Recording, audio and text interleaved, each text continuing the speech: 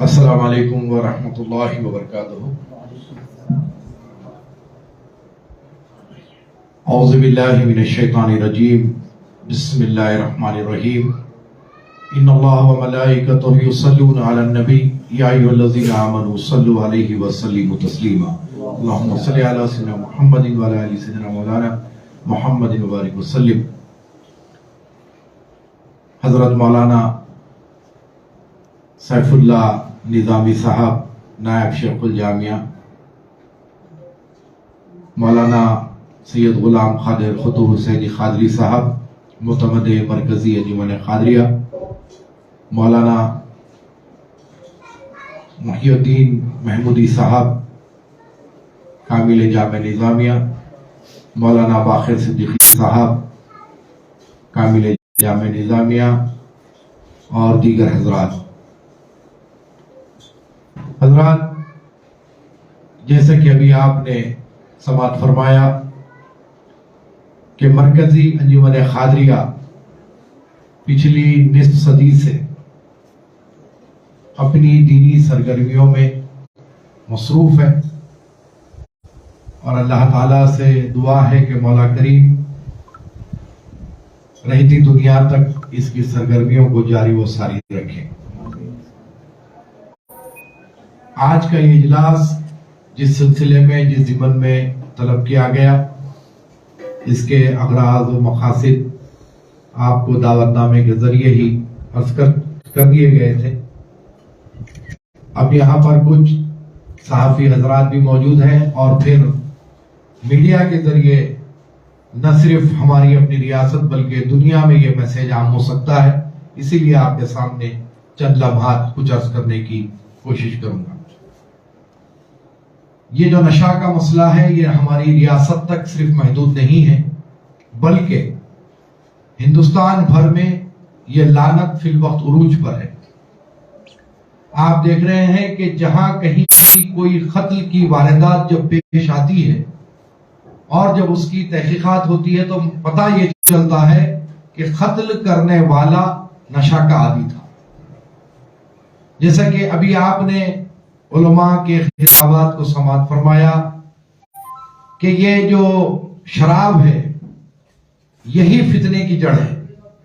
جب انسان نشہ کرتا ہے تو وہ سارے حدود کو بھول جاتا ہے، کیونکہ اس کے حواس باقی نہیں رہتے، وہ بے ہوش ہو جاتا ہے۔ دوسری زبان میں اگر آپ کہیں، حد یہ ہو جاتی ہے کہ ماں کا رشتہ، باپ کا رشتہ، بہن بھائی کا رشتہ، وہ تمام چیزوں کو بھول جاتا ہے جب انسان نشہ کرتا ہے۔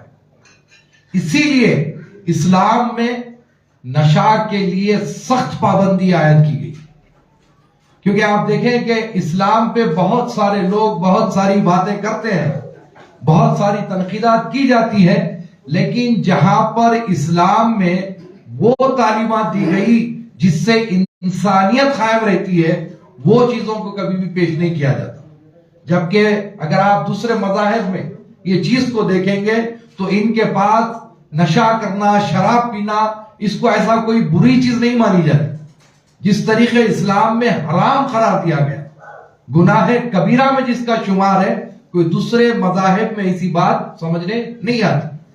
اب جو مسئلہ یہ ہے کہ ویسے ابھی آپ سے میں نے عرض کیا کہ ہندوستان میں یہ لعنت فی الوقت پھیلی بھی ہے، لیکن جیسے کہ قول مشہور ہے کہ پہلے گھر کو چراغ تو بعد میں مسجد کو چراغ۔ تو ہماری اپنی ریاست میں اور بالخصوص ہمارے اپنے شہر میں حالیہ میں جو دیکھا جا رہا ہے کہ کم عمر بچے، 18 سال، 20 سال، 21 سال کے بچے ایسی لعنت میں جو ہے مبتلا ہے، اور جتنے قتل کی وارداتیں ہو رہی ہیں اس میں ایسی کوئی بڑی عمر والے نہیں رہ رہے ہیں، اس میں بالکل ہی نوجوان بچے ملوث ہیں۔ جو کچھ بھی پولیس کا ریکارڈ ہے آپ اس میں بھی اگر دیکھیں گے تو پتا چلے گا کہ 18 سال، 20 سال، 22 سال، 25 سال یہ عمر کے بچے جو ہے قتل کی وارداتیں انجام دے رہے ہیں، جو یہ سارے معاشرے کے لیے لمحے فکر ہے۔ اور پھر اس میں پولیس کی طرف سے جو کارروائی کی جا رہی ہے، میری حالیہ میں ہمارے اپنے سٹی پولیس کمشنر عالی جناب سی وی آنند صاحب سے بھی کافی تفصیلی گفتگو اس سلسلے میں رہی ہے، اور میں نے بھی ان کو اس بارے میں توجہ دلائی، اور ویسے بھی حیدرآباد پولیس الحمدللہ بہت حد تک ایکٹیو رول کرتی ہے.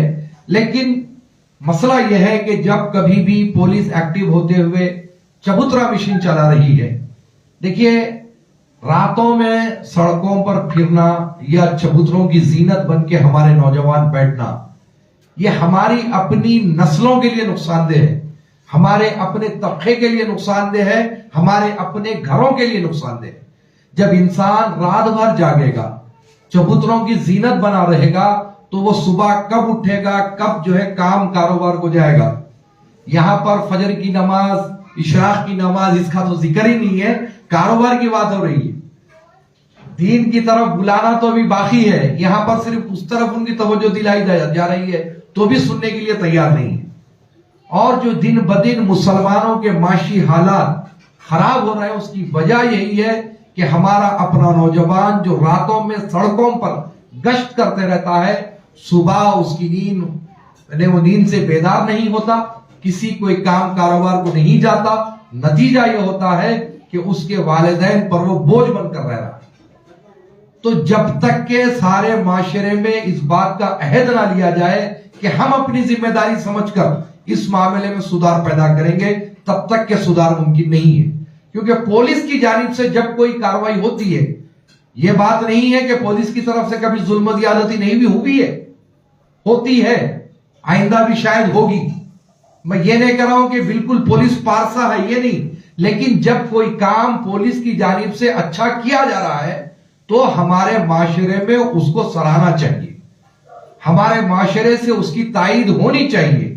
جس طریقے سے چبوترا مشن ہے، چبوترا مشن کوئی ایک قوم کے لیے یا کسی ایک مسلک کے لیے نہیں ہے، بلکہ ساروں کے لیے.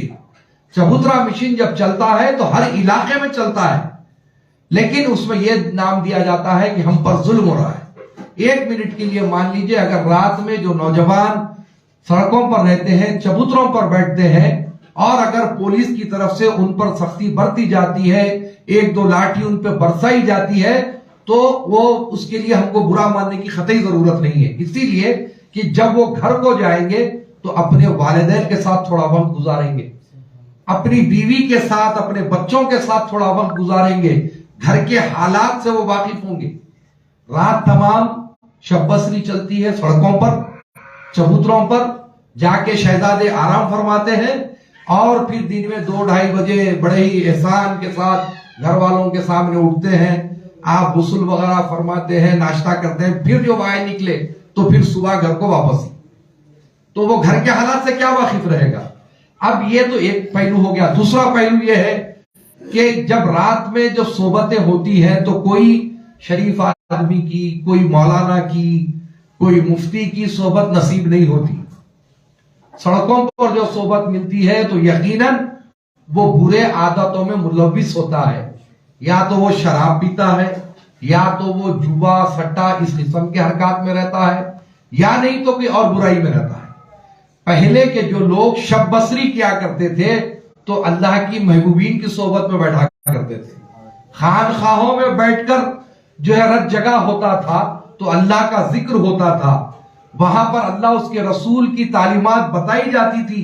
تب بھی پوری رات نہیں بیٹھتے تھے، رات میں جلدی سوتے تھے، پچھلی پہر جلدی اٹھ جاتے تھے، اس کے بعد میں اللہ کا ذکر ہوتا تھا. جس طریقے سے ہم نے ہمارے حضرت حضور سیدنا یحییٰ سرکار کے بارے میں سنا کہ حضرت رات میں عشاء کے بعد 9-9:30 بجے آرام فرما لیتے تھے، اور 2:30-3 بجے رات کو آپ اٹھ جاتے تھے، اٹھ کے مسجد میں تشریف لاتے تھے.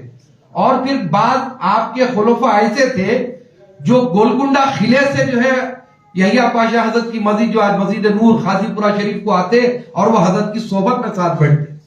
تو ان کے متعلق میرے پیر و مرشد نے فرمایا کہ یہ جو یحییٰ سرکار کے خلیفے ہیں، آج یہ یحییٰ سرکار کے دربار میں مدفن ہے، ان کی باؤنڈری میں مدفن ہے، اسی لیے کچھ ظاہر نہیں ہو رہے ہیں. اگر یہ باہر مدفن ہوتے تو ان کی خود کی ایک خانخواہ بنتی، یعنی وہ ان کا ریاض تھا، ان کی وہ مشقتیں تھی، وہ منزل کو پہنچے. لیکن آج کا جو رت جگہ ہے، آج کی جو شب بسری ہے، وہ صرف اور صرف برائی کی طرف لے کر جا رہی ہے، اچھائی کی طرف نہیں لے کر جا رہی ہے. تو اسی لیے آج یہ اجلاس طلب کیا گیا. نشہ اور جو قتل جو غارت گری ہو رہی ہے اس کے اوپر مرکزی انجمن قادریہ سیرت النبی اکیڈمی کی ایک مہم شروع ہوئی ہے جس میں ہمارے نوجوان کافی بڑھ چڑھ کر حصہ لے رہے ہیں، جس میں ہمارے محمد علیم الدین قادری صاحب ہیں جو ہمارے سلسلے سے وابستہ ہیں اور یہ اس مہم کے جو ہے کنوینئر ہیں. کافی الحمدللہ زبردست کام انجام دے رہے ہیں. اور ہمارے مولانا شاکر صاحب ہیں جو جامعہ نظامیہ کے ہیں، مولانا نعمت اللہ قادری صاحب ادھر تشریف لائیے.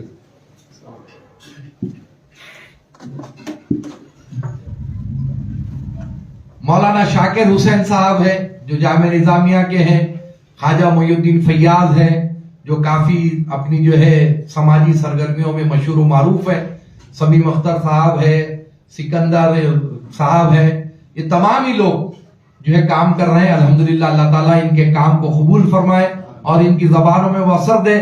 جو لوگوں کے سامنے بات کر رہے ہیں وہ بات کو لوگ قبول کریں.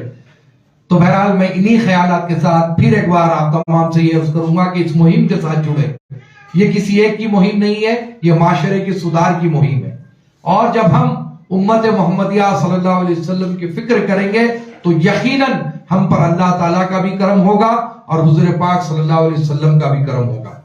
ان کی عنایت کو جو ہے حاصل کرنے کا ایک آسان طریقہ ہے کہ سرکار کی امت کی فکر کریں اور ہم اسی فکر کے ساتھ یہ مہم کو لے کے آگے بڑھے ہیں.